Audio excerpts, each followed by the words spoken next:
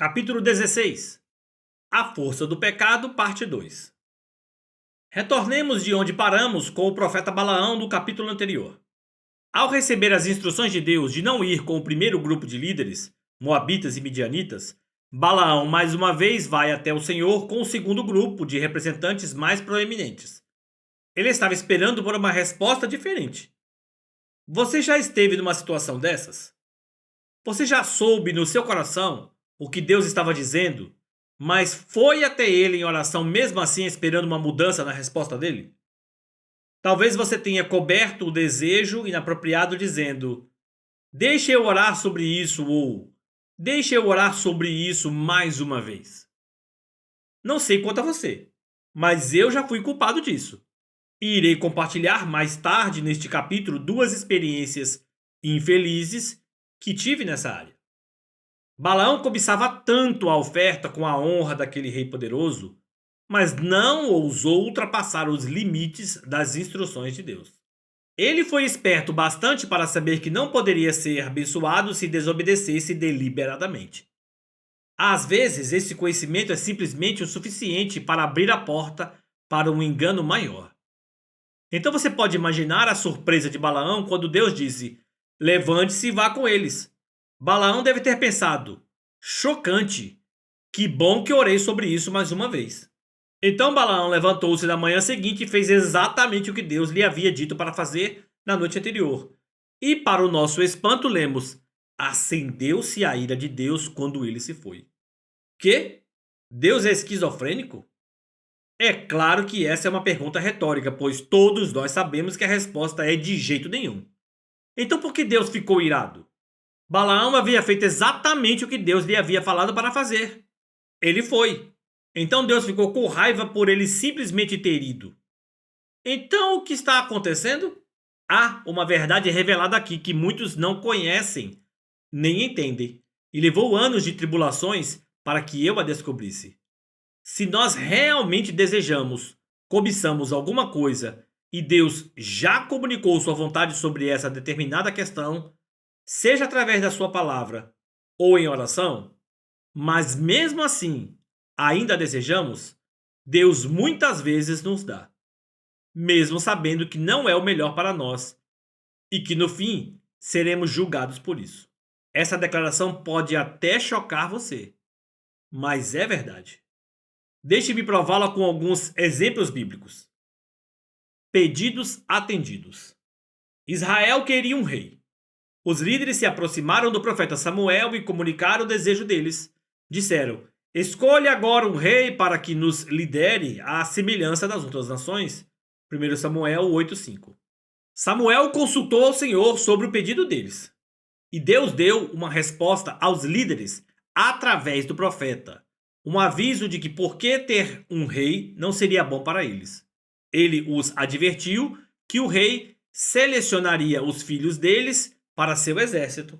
O rei também levaria os filhos deles para arar seus campos, recolher suas colheitas e fabricar armas e equipamentos para ele. Além disso, também tomaria as filhas deles e as forçaria a trabalhar na cozinha, na limpeza, na fabricação de perfumes e outros trabalhos variados. Sem parar por aí, o rei se apossaria dos melhores campos, olivais, vinhedos, gados e ovelhas de Israel e os daria aos seus oficiais. Deus então disse que o povo eventualmente imploraria para serem resgatados do rei que haviam desejado, mas que ele não os ajudaria. Em seguida lemos: "Todavia o povo recusou-se a ouvir Samuel e disse: Não, queremos ter um rei. Seremos como todas as outras nações." Samuel capítulo 8, versículos 19 e 20. Então Samuel repetiu ao Senhor o que o povo desejava tão apaixonadamente. A resposta de Deus para Samuel foi contrária à sua própria vontade. Ele disse: "Faça o que eles querem. Dê a eles um rei." 1 Samuel 8:22. Deus lhes deu o que cobiçavam, ainda que não fosse o melhor. Eles receberam seu monarca e ele e os reis que o seguiram fizeram exatamente aquilo do qual o povo foi avisado. Aqui vai outro exemplo. Israel saiu do Egito e Deus os alimentava com alimento de outro mundo. Era chamado de maná, pão do céu, um alimento que em outra parte das Escrituras é chamado de comida dos anjos. Vê Salmo 78, 25. Era tão nutriente que Elias mais tarde comeu apenas 2 porções dele e correu sem parar por 40 dias com sua própria força. Há vezes em que eu adoraria ter um alimento desses. Entretanto, Israel ficou cansado desse pão e queria carne. Então fizeram um pedido. O salmista escreveu: pediram e ele enviou codornizes. Deus atendeu ao pedido deles da forma mais maravilhosa. Lemos: enviou dos céus um vento oriental e pelo seu poder fez avançar o vento sul. Fez chover carne sobre eles como pó, bandos de aves como a areia da praia. Levou-as a cair dentro do acampamento ao redor das suas tendas. Salmo 78, versículos 26 a 28. Deus não apenas deu a eles o que desejavam, fez isso milagrosamente. Com seu incrível poder, trouxe centenas de milhares de aves para o acampamento. Os israelitas não precisavam caçá-las e não precisavam de cães, armas, gaiolas, nem nenhum outro instrumento para capturá-las. As cordonizes simplesmente caíram no acampamento e as pessoas pegavam-nas no ar ou no chão. Se isso acontecesse hoje, a história iria bombar nas redes sociais e dominariam os noticiários. Deus interviu de forma grandiosa. Mas veja o que o salmista escreveu depois. Comeram à vontade, e assim ele satisfez o desejo deles. Mas, antes de saciarem o apetite, quando ainda tinham a comida na boca, acendeu-se contra eles a ira de Deus. E ele feriu de morte os mais fortes dentre eles, matando os jovens de Israel. Salmo 78, versículos 29 a 31. Deus, não um falso deus ou demônio, deu a eles o que desejavam. E fez isso milagrosamente, mas antes de acabarem de comer, seu julgamento caiu sobre eles. Temos que ter em mente que, antes de criar a humanidade, Deus decidiu nos dar liberdade de escolha. Apesar de saber que poderíamos potencialmente escolher o que no fim seria contra seu desejo e inclusive prejudicial a nós.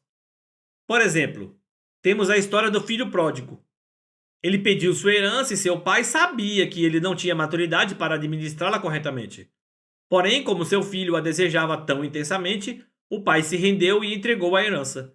O resultado foi que o filho acabou em tristeza profunda num chiqueiro. Há outros exemplos a serem citados nas escrituras, mas acho que você já está enxergando a verdade.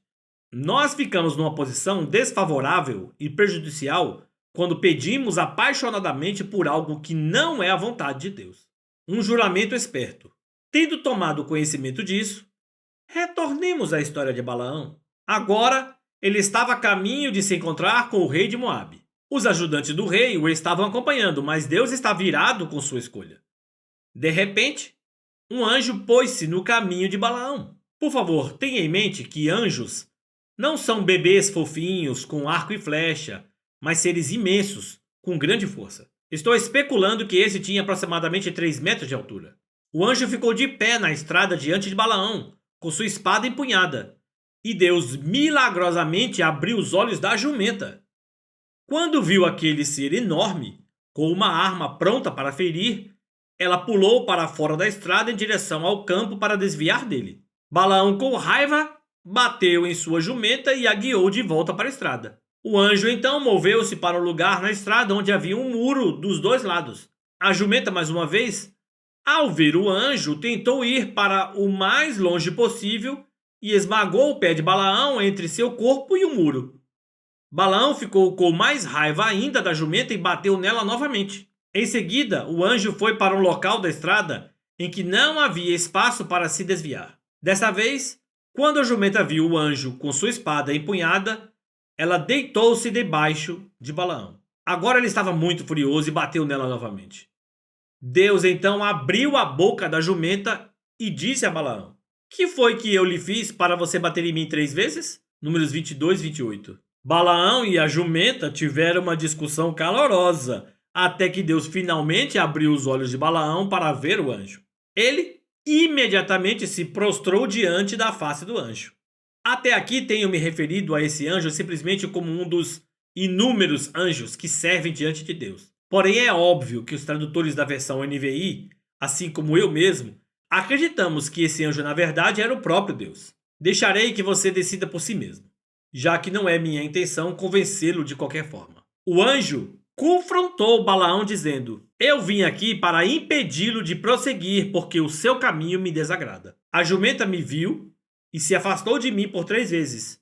Se ela não se afastasse, certamente eu já o teria matado. Mas a jumenta eu teria poupado. Números 22, 32 e 33. Aquela jumenta salvou a vida de Balaão. Ele seria um homem morto se ela não tivesse se desviado do Senhor. Poderíamos achar que Balaão diria aos líderes de Moabe e Midian: pessoal, estou dando fora daqui. Diga ao rei que pode ficar com o seu dinheiro. Mas não foi o que ele disse. Ao invés disso, Balaão confessou ao Senhor: pequei. Não percebi que estavas parado no caminho para me impedires de prosseguir. Agora, se o que estou fazendo te desagrada, eu voltarei. Números 22, 34. Balaão admitiu seu pecado, mas falou pelo canto da boca: se te desagrada. Sério, Balaão? O que mais será preciso? Embora o próprio Senhor tivesse saído para encontrá-lo de forma dramática, Balaão ainda tentou conseguir o que queria. Ele cobiçava tanto dinheiro e a honra oferecidos pelo rei que estava desatento à disciplina divina. Sua idolatria o havia deixado completamente cego ao coração de Deus. É exatamente isso que acontece quando o nosso desejo tem mais peso do que obedecer a Deus, quando nos sentimos forçados a fazer o que Ele ordena. O pecado cresce em força através do engano. Agora, aquilo que está obviamente fora de sintonia com Deus não é mais aparente. Os obedientes veem claramente. Mas, devido à idolatria estar tão enraizada, até eles continuam tentando ganhar a aprovação de Deus para o que é intensamente desejado. Minhas falhas. Quando eu tinha os meus 30 e poucos anos, Deus mostrou claramente a mim e a Lisa que fechar um contrato com certa editora conhecida não era a vontade dele. Eu disse não quando o editor de aquisições me abordou pela primeira vez, mas não de uma forma parecida com a do primeiro encontro que Balaão teve com os líderes de Balaque. O editor continuou a me ligar quase que diariamente. Ele disse que a minha mensagem era importante para o corpo de Cristo e compartilhou como outros autores relativamente conhecidos haviam publicado com sua empresa e agora eram famosos. Eu caí naquela bajulação e engoli o anzol, a linha e a chumbada. Na época, os 2 livros que eu tinha haviam sido publicados de forma independente e alcançavam poucos leitores. Eu queria o alcance nacional e a influência daquela editora. Apesar de Deus também querer que a mensagem avançasse, não era o tempo dele, nem aquela mensagem, nem a editora. Além disso, as minhas motivações estavam erradas. Eu queria ser conhecido, o que é identificado como o orgulho da vida, buscar status ou reputação. O meu desejo de ser publicado por aquela editora renomada se tornou tão intenso que ignorei a direção clara de Deus, o conselho da minha esposa e os sinais de muitas coisas que estavam dando errado. A direção interna dos avisos do Espírito Santo desapareceu e foi substituída por engano de um desejo maior. A editora era em outro estado. Decidimos que Lisa viajaria até lá e assinaria o contrato em nome da nossa organização, porque a minha agenda não permitia que eu fosse. Na manhã da partida dela, um dos nossos filhos vomitou por toda a escada de carpete que levava ao 2º andar da nossa casa. Enquanto estávamos limpando, ela disse exasperadamente: John, você não consegue enxergar que Deus não quer que a gente faça isso? Eu a contrariei audaciosamente. Não, isso é o inimigo tentando nos desencorajar e nos parar. Se aquilo fosse tudo que tinha acontecido de errado, eu poderia possivelmente estar certo. Porém, tudo estava dando tão errado que parecia estranho e eu não conseguia enxergar. Estava enganado pela força do meu pecado. Lisa viajou e assinou o contrato naquele dia. Durante os 3 meses seguintes, o caos invadiu a minha vida. A paz foi embora e a luta e o esforço tomaram conta. Eu fiquei doente com diversos vírus, resfriados e outros problemas físicos por 3 meses inteiros. Tivemos uma experiência horrível com a editora, não conseguíamos concordar em nada e o nosso ministério perdeu milhares de dólares. Fui diferente de Balaão em um aspecto.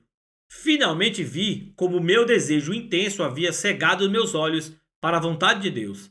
Eu estava sob o julgamento, disciplina de Deus. Lembre-se das palavras de Paulo.